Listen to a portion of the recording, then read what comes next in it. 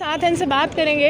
सबसे पहले सेवा ही संगठन है, ये एक तरह का दायित्व भी माना जा रहा है भाजपा के लिए, क्योंकि 7 साल पूर्ण हो गए हैं, लेकिन कांग्रेस इस पर भी निशाना साध रही है, क्या कहें? देखिए, कांग्रेस पार्टी में देखिए एक ही नकारात्मक पॉलिसी उनकी है। सुबह उठे एक ट्वीट कर दिया और सोचते हैं कि देश में इससे काम चल जाएगा। भाई, लोगों को ऐसे महामारी जो 100 साल में एक बार आती है, इसमें लोगों की कुछ समस्याएं हो सकती है।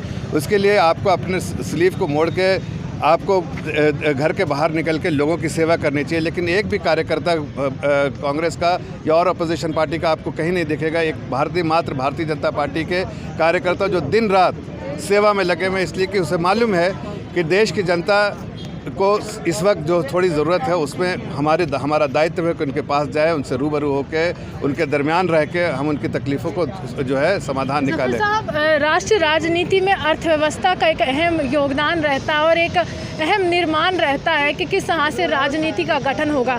तो अर्थव्यवस्था की अभी बात करूंगी। कांग्रेस फिर से निशाना साध रहे विपक्ष के तौर पर। -7.3 अर्थव्यवस्था चली गई है। उनका कहना है कि हमारे टाइम में 2010 से लेकर 11 तक 10% से अधिक थी, लेकिन आप में बदहाली का दौर एक बार फिर से जनता। देखिए, बड़े अफसोस की बात है, पूरे दुनिया का अगर आप निकाल के जीडीपी देखें तो सब जगह कंट्रैक्शन हुआ था। जाहिर है कंट्रैक्शन हुआ था क्योंकि आपके पास लॉकडाउन हुआ था। लॉकडाउन में जो है इकोनॉमिक एक्टिविटीज़ बंद हो गई थी। ये पूरे साल का है जो क्वार्टर में -23% भी जो जीडीपी थी उसका एवरेज निकाल के जो है ये -7.3। और ये नई चीज़ नहीं, पूरी दुनिया कह रही थी कि 7 to 8% होगा, उसी के बीच में आया है।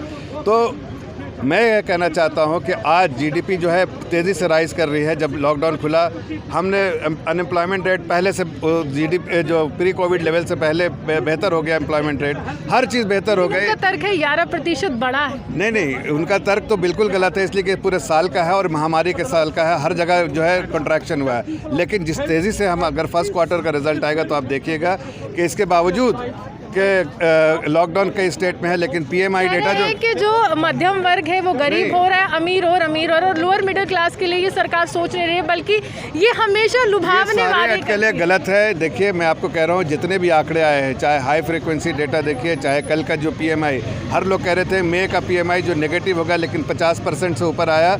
50 से ऊपर आया तो इसका मतलब ये है कि इकोनॉमिक एक्टिविटी तेज़ी से और एक्सपेंशन हो रहा है। हम निर्माण करने वाला देश थे वैक्सीनेशन के दौर में, और अभी हाल ही में मैंने देखा आपने प्रोत्साहित किया है सबको कि वैक्सीन लगवाइए, लेकिन यहाँ पर कहीं ना कहीं कुछ लोगों को दिक्कतें आ रही हैं, स्लॉट बुकिंग में आ रही हैं। क्या उसके लिए कुछ समाधान आपने सोचा? टीथिंग प्रॉब्लम थोड़ा बहुत होती है, लेकिन हमारे देश में वैक्सीन बन रहा है। दिसंबर तक सारे देश की जनता वैक्सीनेट हो जाएगी और सरप्लस भी होगा। चलिए, शुक्रिया। साफ तौर पर जफर इस्लाम साहब जो है यहाँ पर मौजूद थे, और साथ ही साथ अर्थव्यवस्था का मुद्दा हो, महंगाई का मुद्दा हो, बेरोजगारी का मुद्दा हो, तमाम मुद्दे विपक्ष का किरदार निभाते हुए कांग्रेस भुनाने का काम कर रही है।